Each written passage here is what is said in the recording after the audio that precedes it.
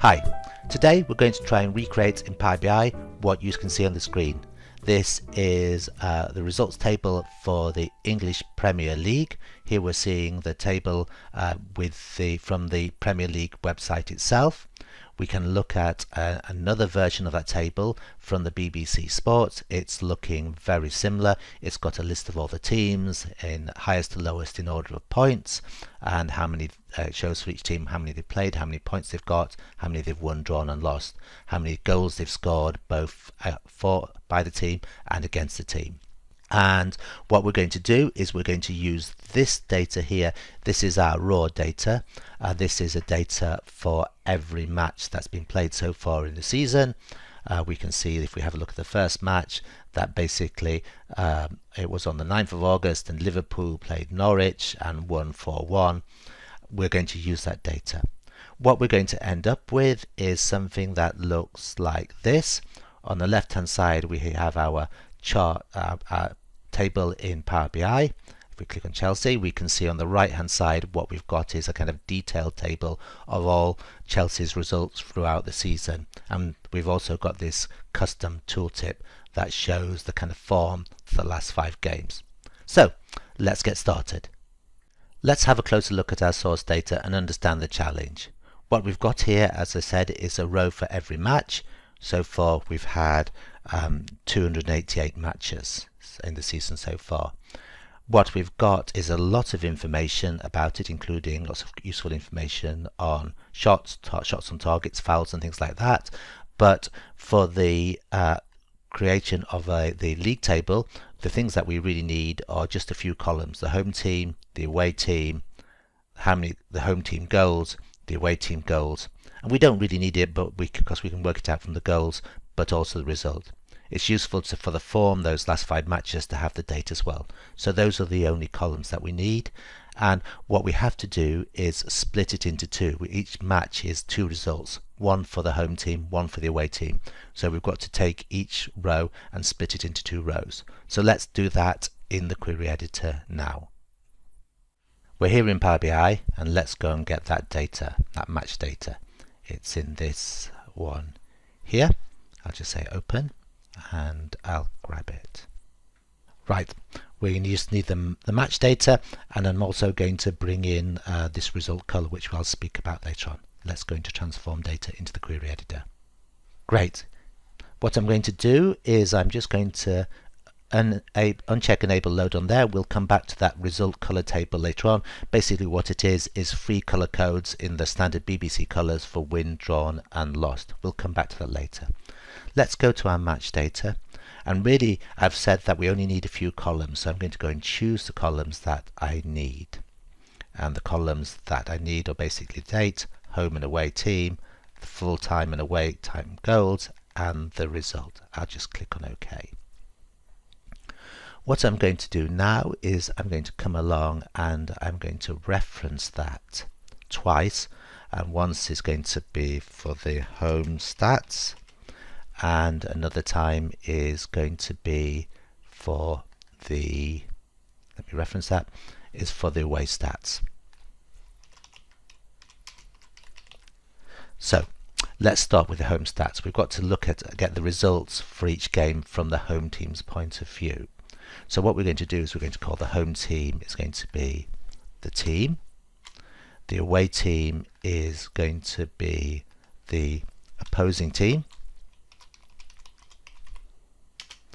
And what we'll say as well is that the result, well, the result, let's just call that result.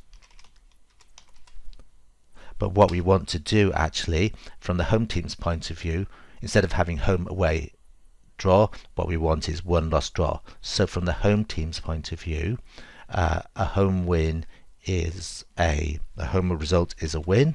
So I'm going to put a W there for win, and an away result is a loss. I'll put an L there for loss. A draw is a draw. Good. And what we can say is from the home team's point of view, the full-time home goals is the goals for. I'll just do GF, goals for, and the full-time away goals is the goals against. Great. We have to do exactly the same thing for the away team, not exactly because the logic is slightly different. I'm going to come along. So from the away team point of view, the away team is the team and the home team is the opposing team. Lovely. And then the home goals are the goals against, and the away goals are actually, from the away team's point of view, the goals for. And again, we'll make that into a result. And this time the logic is slightly different. From the away team's point of view, a home win is a loss, and an away win is a win. Sorry, away result is a win, so let's just make that into a win. Now we have two tables, the home stats and the away stats. They have exactly the same columns. I've just kind of reordered the away stats in the same order just to make that obvious. And the other thing that I've done here is I've unchecked enable load, because what I want to do actually is have a resulting table which is going to be one stacked on top of the other. I'm going to append queries as new. So I'm going to take my home stats and append my away stats, and it's going to create me a new table which I'm going to call my team stats. And here we go. I've just closed the query editor and come back into Power BI's report pane, and here we can see the team stats table in the field list. Now this team stats table is actually the basis of our league table, because what we can do, we can create a table visual here. We can add team, goals for and goals against. What we're going to do is get a table that is grouped by team, because Power BI tables automatically do that, and we can see the goals for and the goals against. Let's add those other columns such as won, drawn, lost and points. To do that, we have to go back into the query editor. Now we're back in the query editor and we want to create those extra columns. What I'm going to do is going to add a column, and we're going to do a conditional column. And first column that we're going to do is our points. So we're going to say a column is called points, and we're going to have a calculation. Basically, if the result equals a win, then you get 3 points for a win. Otherwise, you're going to get, for a draw, you're going to get 1 point. Otherwise, it has to be a loss, and you're going to get 0 points. Or minus 0, 0. There we go. Lovely.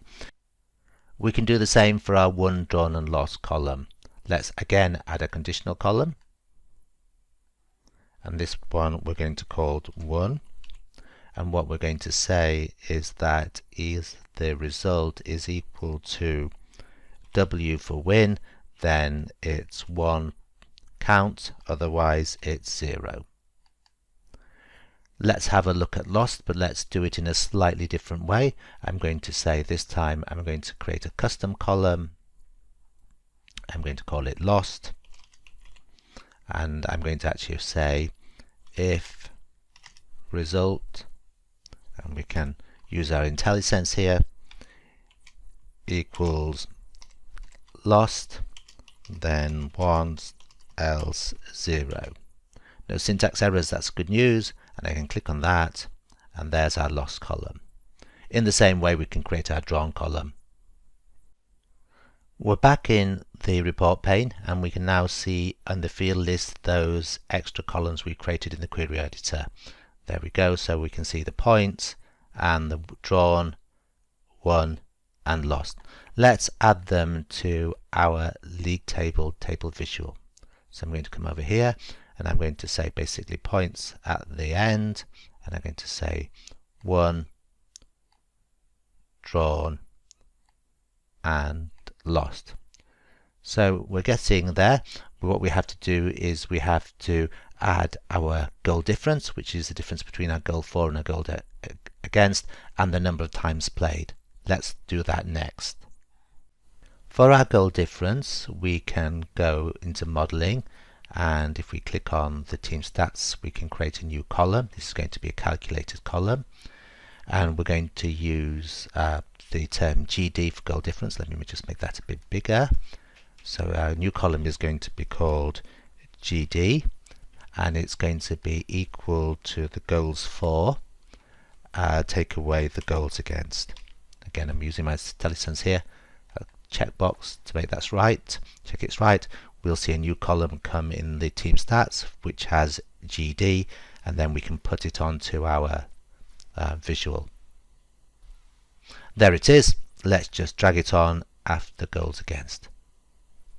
Our final column is the number of games played, and what we can say is that because every row in this team stats table represents a game played by a team, we can simply count the rows. So I'm going to create a new measure this time, and I'm going to say it's equal to played.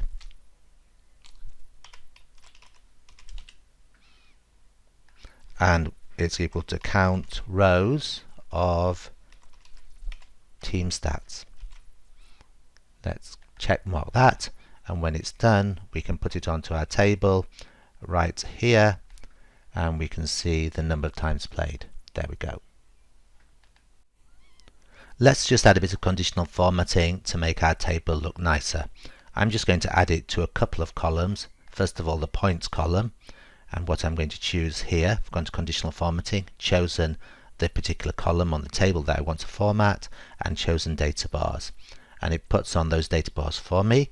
I will think that those data bars are a bit too dark, so you can't really read the text beneath them, so I will make that positive bar a much lighter blue. I'll also want to do the goals difference, but this time with the goals difference I'll choose the background color, and again I won't take the default. What I'll say is that I want if the goal difference is a negative, I'm going to make it some sort of red. If it's positive, then maybe a nicer green, and I'm going to say that it diverged. The middle value is a custom value. I want it at 0, and then not really a yellow, a white, and if I put that on there, what we've got is a nice diverging background for the goal difference. Let's add that detail table to the right hand side, and in this case what we want to know is we want to know the date the game was played. We'll have a look at the opposing team because we'll select the team from the left hand side table, and we'll have a look at the result there. So what we can do, if we select Liverpool for example, what we can say is, and we'll order it in reverse chronological order, we can see all Liverpool's matches that they played through the season, ending with a win against Bournemouth on the 7th of March. What I'd like to do now is format my last games, the results of my games, in the same way as the BBC, as we can see here. So a green, grey or red background with white lettering. Let's go ahead. I'm back in the query editor, and you remember that we brought in this table which has got the 3 rows, 1 for 1 drawn and lost, and the corresponding, these are colour codes pinched from the kind of BBC sports table, exactly the colour codes for their red, grey and green. What we're going to do is come along to team stats, and we're going to merge that table in. So I'm going to come to team stats and I'm going to merge that table, and I'm going to merge it on a common column. So let's have it with result color. The common column in both cases is result. It's matched them all, which is great. I'm going to click on OK. What it does then is have a kind of table column for the merged table. I'm going to expand that column out into its columns. I'm going to choose result color. That's the only one I want, and the result of all of that is simply that we've got this new column here called result color.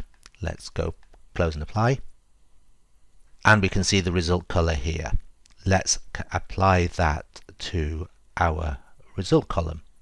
So again, I'm going to go into conditional formatting, and I'm going to choose my result column, and what I'm going to say here is, again, I want the background color, but this time I'm not going to do a color scale as before. I'm going to base it on the field value, and the field value I want is the result color column that we've just merged in. And what we can see is we've got the kind of standard colors there. We'll make that a bit nicer by going to field formatting and choosing our same result column. And this time what we're going to do is actually say I want a font color of white. So now we've got something that represents the BBC table, very similar to that. Finally, we're going to create that custom tooltip. I'll create a new page, and on that page I'll call it our team tooltip for short. I'll tell it that this page is going to be a tooltip page, so I'll go and tell it to have some tooltip behavior. A tooltip page has to have a reasonable small size, and there is a standard size called a tooltip size. And to remind ourselves that we are viewing it that way, I will do actual size, and that's our tooltip. Tooltip is just a page like any other page, and so I can put visuals on it. I'll start with the card visual, which is going to be a kind of border at the top. And what I'll do there is I'll take the team and put it on that. And we're going to come along and say, it's chosen Arsenal because Arsenal is just the first team. What we're going to say is actually we want the category off, and we'll make that data label a reasonable size. And finally, what we'll do is tot it up a bit. Now we wire up our league table to our tooltip. I've selected the league table. I'm in the formatting pane. At the bottom there is a tooltip. I will switch it on, and I will say actually I will choose the team TT page. That's the only page with tooltip behavior, so that's why it's showing that one. I click on that, and then as I hover over, I can see I've got my tooltip working. Not very useful at the moment, but let's add some more information to our tooltip. On my tooltip, I'm going to add a table. On that table, what I will do is size it up, and then I'm going to add some columns. We want to know the date of the match. We want to know the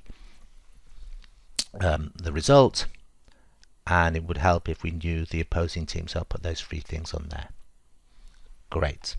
We can make it a lot nicer, but as we come back, let's have a quick look. We'll also put the date in latest at the top. If we have a look at league table, what we're doing is now we can see the latest ones. Now the next thing is that we only want to see the top 5, so let's make that change. To do this, we need an index column in ascending date order. So what I'm going to do back in our query editor is first come along to the date and sort the dates ascending. It doesn't matter that we've got several matches on one date, because for a particular team there's only going to be one match on a date. The next thing that we're going to do is we're going to add an index column. I like to add it from 1, and so that's created a column here called index. 1 from the earliest match to 288 for the latest match. Let's go back into the report pane. Here is this new index column, and I'm going to drag it onto a filter on the team visual on the tooltip. And what I'm going to say is that I want top N because I want to see the top 5, and it's by value again of the index. And I'm going to apply the filter. So that should give me the top 5 highest indexes, the top 5 latest dates for each one. Let's see if that's working. And there we can see the top 5. Let's take a look at Liverpool because we can compare it to the right hand side, and yes, that's working. I'm going to make a few final improvements to that tooltip. The first is that the date, I'd like it in a different format. I'm going to choose a custom format, and the format I'm going to choose is just a very short format, DD MMMYY. So if we go back excuse me, and look at here, we can see that the dates changed. I'm going to add a new column to the team stats table, which is basically going to be the kind of full-time score. And what I'm going to say is that it's goal 4, and I'll append a little dash in there, and sorry about that, and then we'll do the goals against. Lovely. And that column then is a score, is a neat way for me just to add the final score to our result. Great. The next thing I'll do is I will come along and just change that style to minimal, because then any conditional formatting looks a lot better. The next thing I'll do off screen is just to change this result in exactly the same way as we did for the right hand side table. This session has been all about creating the league table in the shortest, simplest possible way from the match data.